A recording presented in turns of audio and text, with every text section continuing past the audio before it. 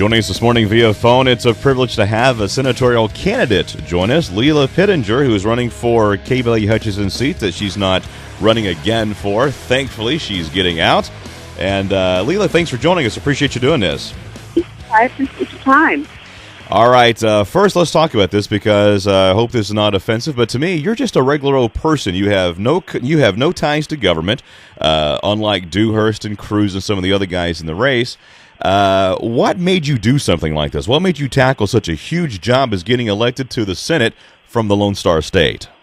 Well, thank you for asking, and thank you again for having me, and thank you again for realizing I am just a normal person. You're exactly right. I am not someone who has been making my name on taxpayer dollars. I am just a normal person who, I was praying a lot for my country. I had gotten involved in politics more than just voting. I know a lot of your listeners feel the same way, that it got to be a wake-up call, and it got to be really shocking and heartbreaking what was happening in our country.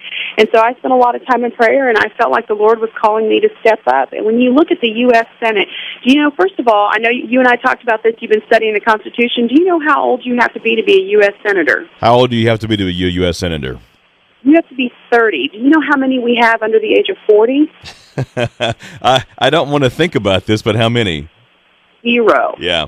The entire generation who really is going to have to start bearing the brunt of this national debt and the other crises our legislators have created for us, they have no voice in the U.S. Senate. And that's extremely concerning to me because what I look at is that generation is going to do what's never been done before. We're going to take care of the largest senior population in the history of this country on the largest debt in the history of this country. No one's talking about it, and no one's preparing them for it. And, in Washington, D.C., they like to say, if you don't have a voice at the table, you're probably on the menu. That's interesting, and that is very true. Now, typically, the first year that a senator is in office, the rule is basically you are seen and not heard from. Would you adhere to that unspoken rule? No, absolutely not. I'm a pretty vocal person. I mean, if you're willing to even run for U.S. Senate, you got to have a voice in there somewhere. So I know that the mainstream media tends to ignore them, and I know that the Republican Party can sometimes limit the voice and ability of those who are in there. But what I would say is I'm working for the people. I'm going directly to the people. I'm not working for the party. I love a lot of people in the Republican Party, but I don't love everything they do, and I don't necessarily love what I consider to be their strategies, which don't seem to always be working for them when it comes to media and marketing and get the word out. So my goal is really to be most directly connected with the people of Texas and the legislators of Texas, and if I have to use every alternative source of media out there, I will, to communicate what's happening in the Senate, what's going on globally, and what we can do, each one of us as individuals, to help make sure that our principles of constitutional government and Judeo-Christian values are the focus. To you, give me the top 3 things that you would attack as a U.S. Senator from Texas. Well, I really believe, I think the economy is so important to this election, but what I would say is really above that and is the reason why our economy is such a mess is our sovereignty. Will we remain sovereign as a nation? Will we be sovereign as a state? And will we be sovereign in our person? Because we have a government that's been so invasive and so controlling, that's part of all of their spending is that they're in every single aspect of your life. There's no part of your life that isn't regulated, rationed, or monitored by someone 3,000 miles away. And that's why we're in the mess we're in with the debt and the economy. So I think we need to focus on our sovereignty first as a nation. I have a serious problem with the United Nations. I do not think we need to be a member nation anymore. I think we need to evict them. I'm tired of us giving money to countries that vote against us 60 to 80% of the time and also have considerable hatred for our allies, one of which would be Israel. So I think I have a serious problem with the United Nations. I think the only thing they're united in right now is how much they dislike us and how much they dislike Israel and how much they'd like to redistribute our wealth.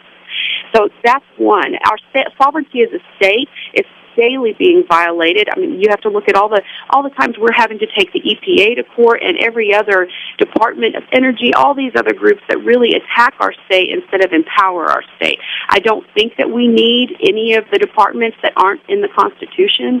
So I think we need to seriously deal with our state sovereignty beyond just saying, our 10th Amendment rights. No, we need to just go ahead and wipe out the groups that are violating every state's 10th Amendment rights. And then when it comes to personal freedom, I think we have far too much legislation and, again, far too much bureaucracy that's invading our personal lives. I mean, you look at the fact, I'm sure you are very concerned about the border, even as far up as Texarkana. We're a little closer being in Austin. But I look at the fact that Immigration and Customs Enforcement was told this year that they didn't have the budget to enforce all the laws on the books concerning the border.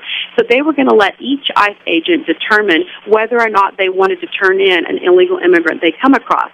Well, I have a problem with that. They're saying they don't have the money to enforce the border laws, but in the last year, the Department of Fish and Wildlife Services has raided Gibson guitars to see whether or not they have wood that they shouldn't have, even though Gibson Guitars has all the paperwork to prove that their wood is perfectly legal and that they didn't get it through any illegal sources. Then they also have been raiding raw milk farms, as though raw milk is more dangerous to you than rapists, terrorists, criminals coming across the border. So I don't think it's a lack of money issue. I think it's a priorities issue. And when it comes to our personal sovereignty, I should have the right to drink whatever milk I'd like to drink, and I should also have the right to be protected from people who are breaking the law even after they've broken the law to get here. Now, is that the kind of stuff you're going to be talking about tonight? Because you'll be in Atlanta, Texas tonight at the Silver Spur Restaurant. It's a joint meeting of the Bowie County Patriots and Cass County Patriots. Is this the kind of rhetoric we'll hear tonight, this kind of fire and brimstone type stuff? I don't know about brimstone. It's definitely fire in the belly. But really, I'm coming to talk about whatever's important to the people of Atlanta and the surrounding area. I'm not there to lecture everyone. I'm there to listen to what they think the issues of this country are and what they believe the solutions would be as each individual person. I'm not a talking points kind of person. Every time you hear me speak, I'm going to cover whatever people want to discuss. I'm not there to read off a pre-prepared speech that someone else has marketed and micro-targeted for me. If you don't agree with me, well, that's okay. At least you can know that you'll have my ear. I tell you what, doing the business that I've been in for the last 30 years, it is refreshing to talk to someone like you who's a candidate for an office like you're running for and say the things you're saying. I really appreciate that.